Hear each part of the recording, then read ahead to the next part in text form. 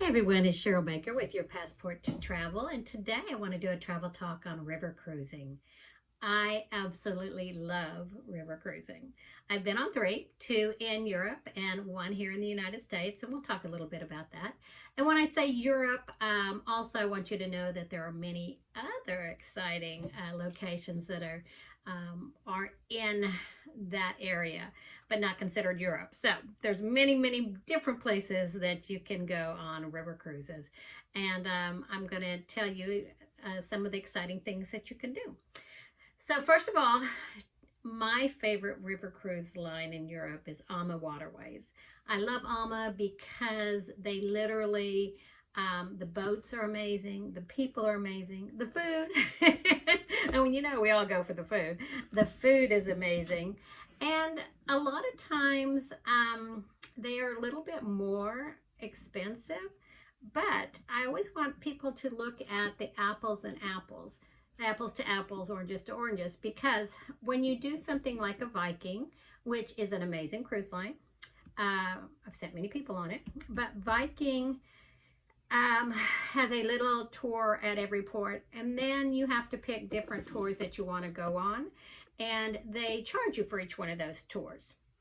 So what may look like a less expensive trip originally, by the time you add on all of those different tours, you're paying as much, if not more, than what you would pay for a little higher quality Alma Waterways cruise that includes everything. So those are the things I want you to realize as you're looking at river cruising.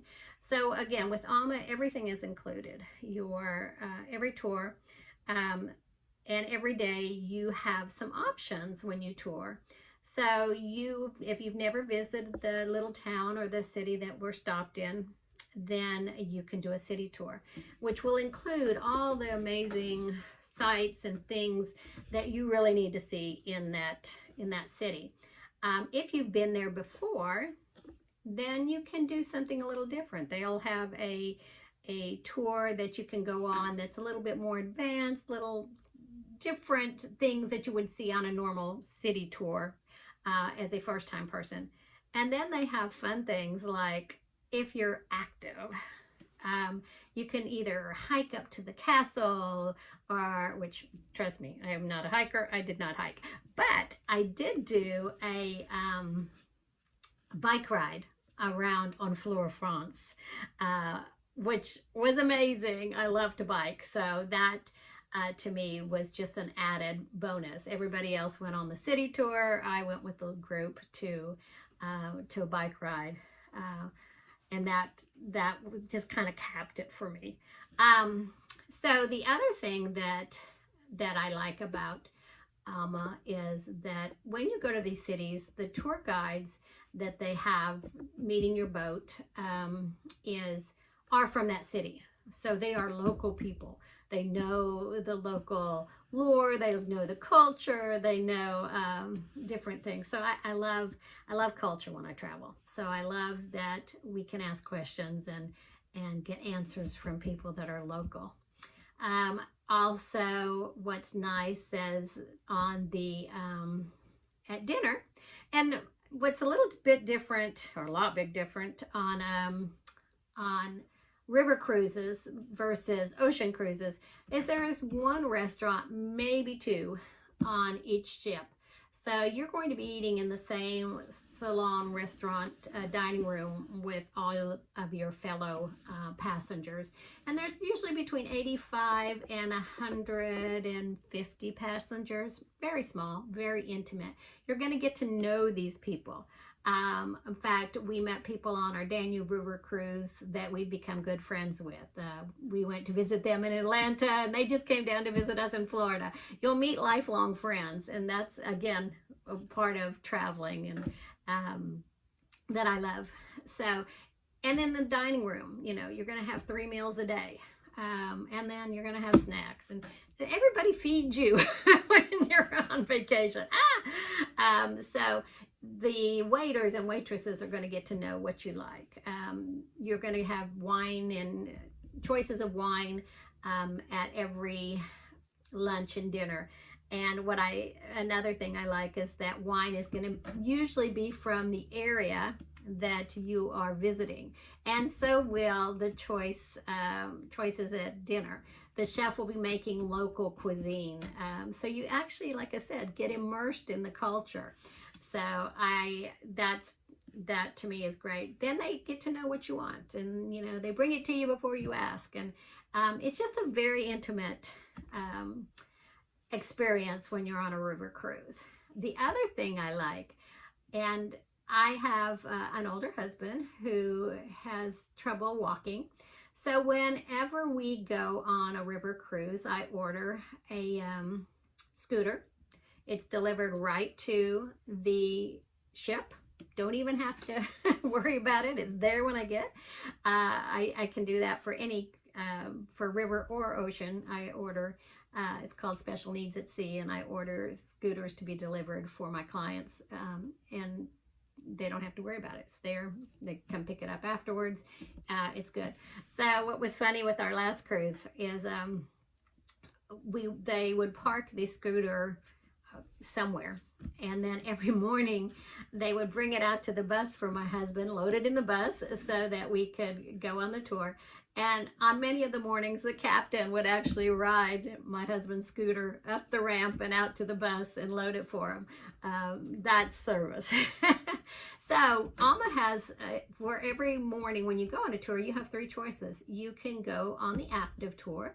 Again, that would be a walk or a hike or a boat thing, bike ride. Or you could just go on the regular, which would be fine. It's the regular speed group. It could still be the exact same tour, like the city tour, but it's for regular speed. But then they have a third group for people that need extra time. Handicapped, on a scooter, broken leg, just anything that would mean that you needed to not walk so much or walk slower. And so we were always on that one. But what was so nice about being on that is they took into consideration, too many steps, not this, not that. So it was really nice to have that option of every day to go on one of those 3 types of tours, activities. By the end, everybody wanted to go on the slow group, is what we called them, because we got to go slower, see more, talk and see things without being rush. So I love that about Alma's. You do have, and on the day that my husband didn't go, then I could go on the active one, or I could go on the other one. The buses are right there when you pull in. This is very important too. For all you people that say, oh, I can't go on a river boat, I get seasick. You're not on the sea. You are on rivers. There is no waves per se. There is no motion. It's a flat bottom boat, and you are sailing on the river, and it is perfect for those people who maybe get seasick on a big ship. The only time you may feel bumps is when you're actually going through the locks, which is pretty cool. And then you want to be out on deck watching you go through the locks. It's a very interesting thing to do. So it's a perfect, if you don't want to be in a huge crowd, if you want personal attention, if you want to really be relaxed, and if you think you get sick on a river, on an ocean cruise, then you've got to try a river cruise. The other thing that I love about going in Europe, either on the Rhine or the Danube or the Moselle or any of those, you are literally going past huge castles and little villages and beautiful scenery. It's really a laid-back vacation. You can't see these things in when you're going through the towns. I mean, if you were doing a group tour and when they were rushing, you were rushing. It's really a laid back, just watch the castles float by, just see beautiful scenery. There's nothing like it. You can't see castles on a river in the U.S. There's just nothing like it. So I love that the scenery is so different than anything you would ever see anywhere else. And another thing is when we're talking about the river cruises in Europe, you get to start in cities like London or Paris or Amsterdam or Denmark or Budapest.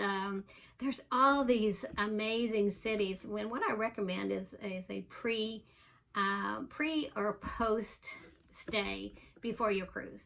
Especially pre, because you don't want to be getting into the cruise the day it's leaving. You want to give yourself some leeway. Come in a couple days before, get your sea legs, or not get your sea legs, get your sleep back to normal and all that good stuff since you've been traveling. And it's a great way to see those cities that you may not get to spend any time in. We did that in Paris and had an amazing 3 days in Paris. And we also did that in Budapest, which, Prague and Budapest. And there's so much to see in these cities that you're going to be embarking from or actually disembarking from. So think about doing a pre or a post stay at any of those. It just will add so much. So again, in Europe, you're going to be doing those kind of rivers. Sometimes it's 7 days, sometimes it's 11, sometimes you can do a 15-day. Just depends on what your itinerary, what you're looking for. I do recommend that you spend at least 12 days. If you're flying over, spend at least 12 days, 7 on the cruise and a couple days before and after. If you're flying all that way, you really want to take advantage of it. But now there's also tours, the tulip tours in Holland. Of course, those are only certain times, but you can actually do a river cruise in Africa on the Chobe River. The Durmo in Portugal and Spain is another great river cruise. And starting September 2020, I believe, Alma is also going to be doing the Nile River cruise. That is on my list. And then there's also a river cruise in Vietnam that's amazing. Again, it's on my list. So those are the kind of places and the kind of things you can do in Europe. But for those people that don't want to fly all the way to Europe, there's also a couple of American cruise lines. I did the New Orleans to up the Mississippi to, we stopped, I think, at Missouri and then came back. And that was a nice trip.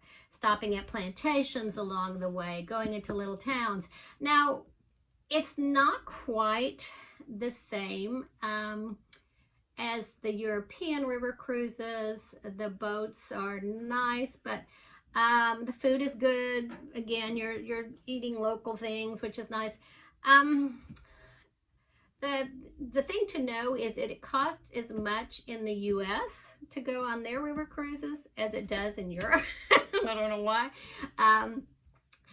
So it just depends on what you want to see. If you want to travel, then the American river cruise and are great here. There's some that go up into Maine for the leaf changing. There's some that do the West Coast, do the I can't remember the guy that went Sacagawea and all that good stuff. There's that. There's the Great Lakes has some river cruises. So there are some interesting places to see in the U.S. And of course the U.S., that may be what we start doing more and more of, is visiting things in the U.S. Until things change as far as traveling overseas again. But I wanted to give you some options to tell you that river cruising is an amazing way to travel. And I hope to see you on a boat soon. Thanks so much. Bye-bye.